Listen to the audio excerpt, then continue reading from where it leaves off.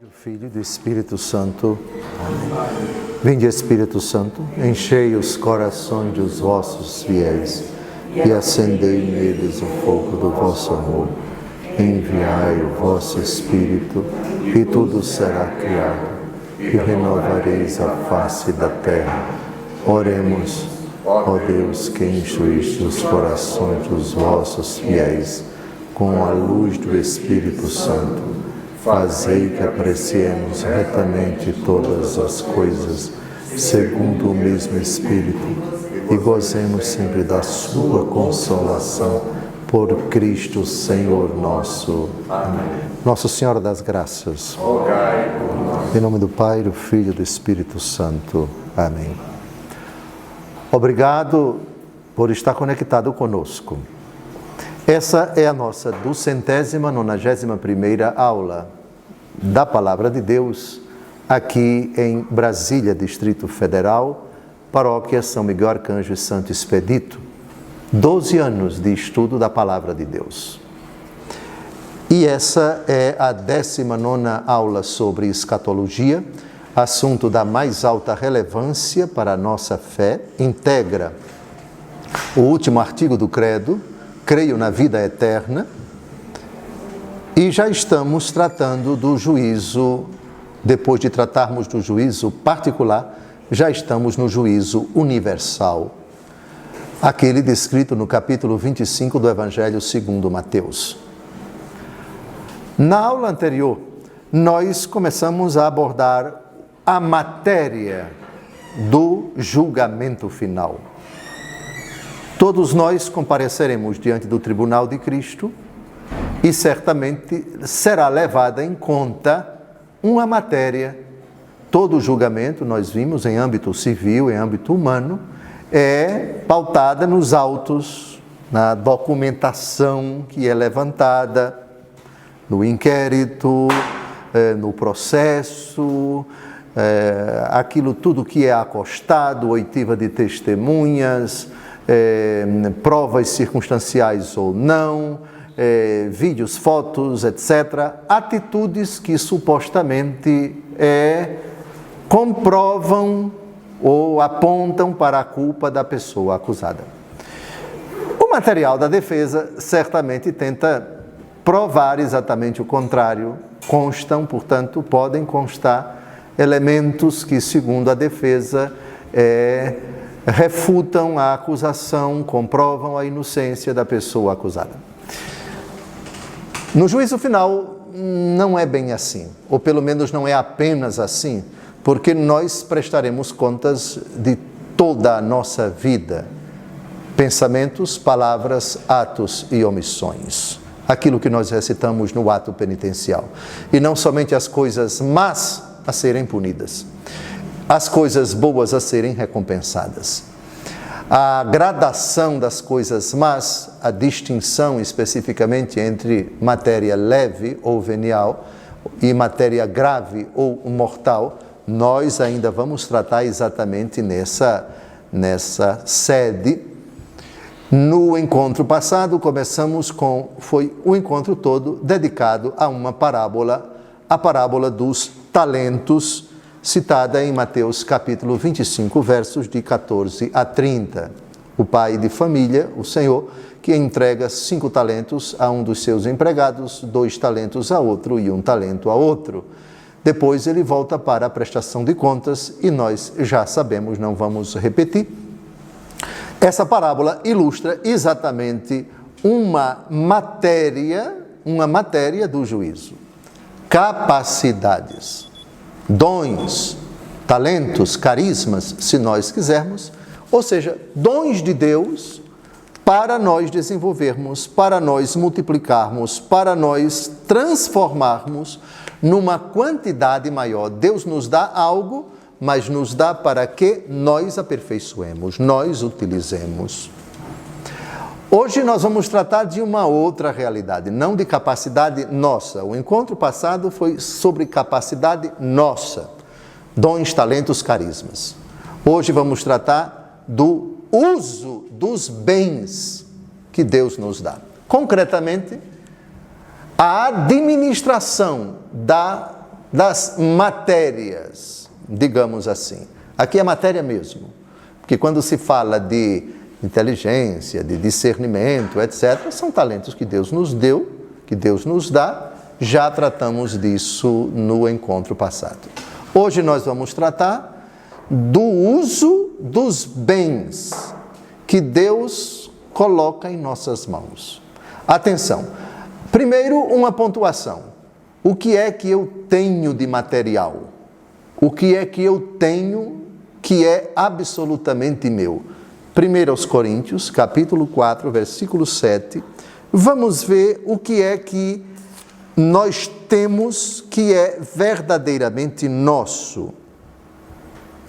Que é muito importante, à luz da fé, nós nomearmos, registrarmos, digamos assim, no cartório do céu,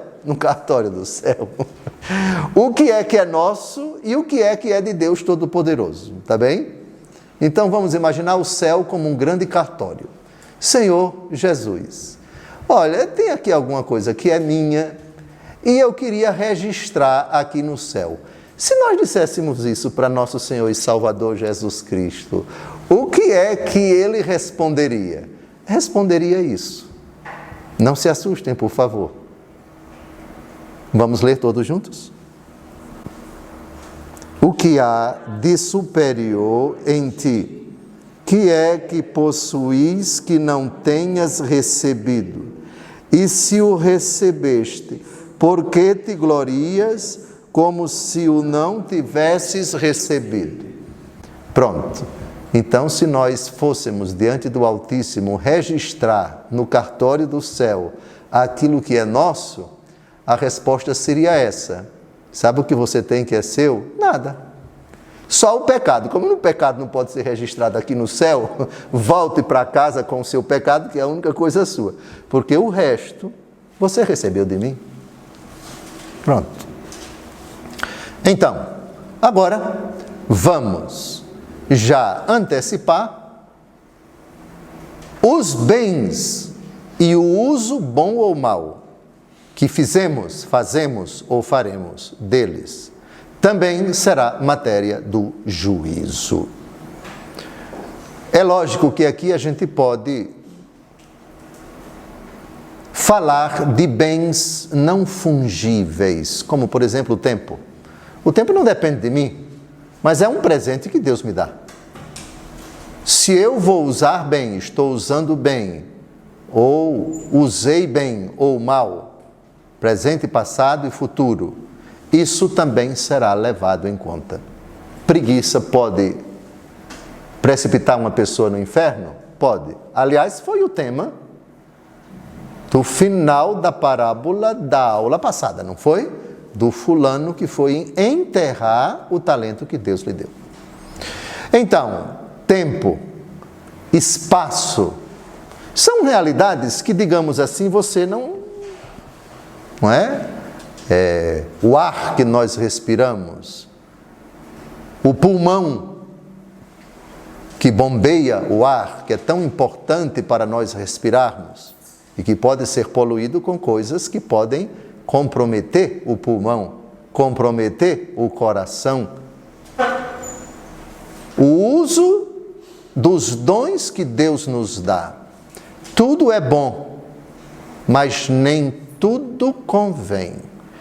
Tudo é bom, mas não me deixarei escravizar por coisa alguma, diz o apóstolo Paulo.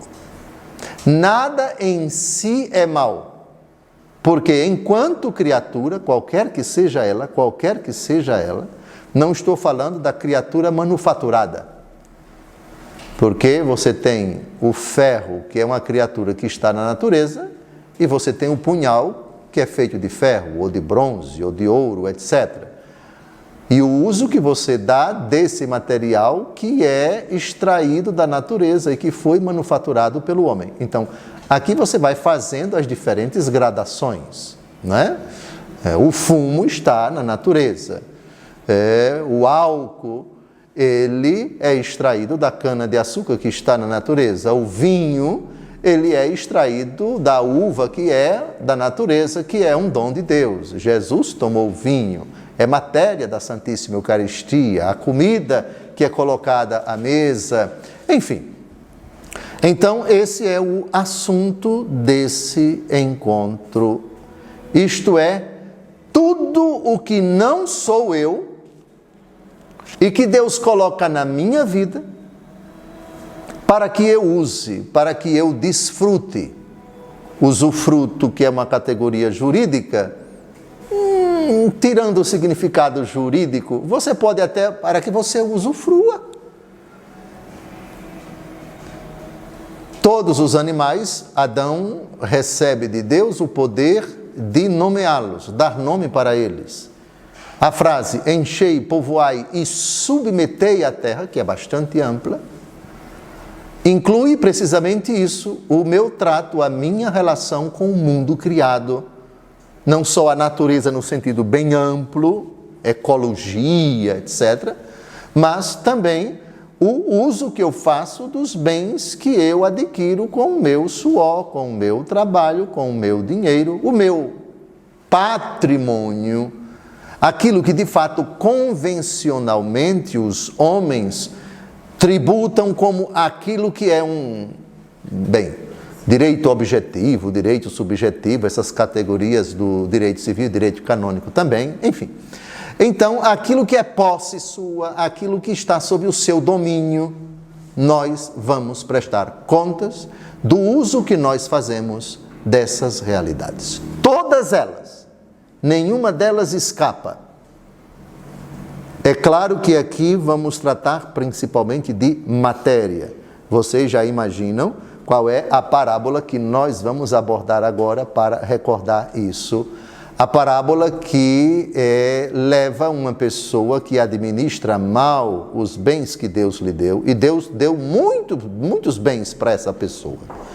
E ela fechou o seu coração para a indigência, o sofrimento, a dor, a angústia, a necessidade do pobre miserável, cujas feridas eram lambidas pelos animais, que batia à porta dele e queria pelo menos as migalhas.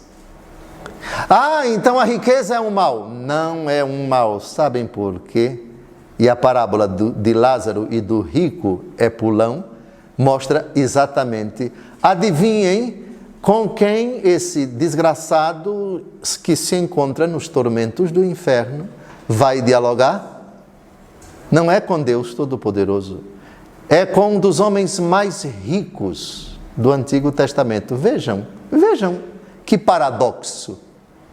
Vocês sabiam que Abraão era um homem riquíssimo? Extremamente rico. E foi para o céu. O desgraçado que foi para o inferno também era extremamente rico. Qual é a conclusão que nós tiramos?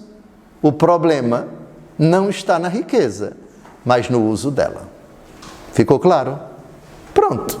Na parábola de Lázaro e do rico, quem ojeriza, quem abomina a riqueza, fica verdadeiramente sem ter o que dizer. Com muita riqueza, Abraão foi para o céu. Com muita riqueza, o rico é pulão, foi para o inferno. O problema não está na riqueza. Está terminando o nosso primeiro bloco. Não saia daí.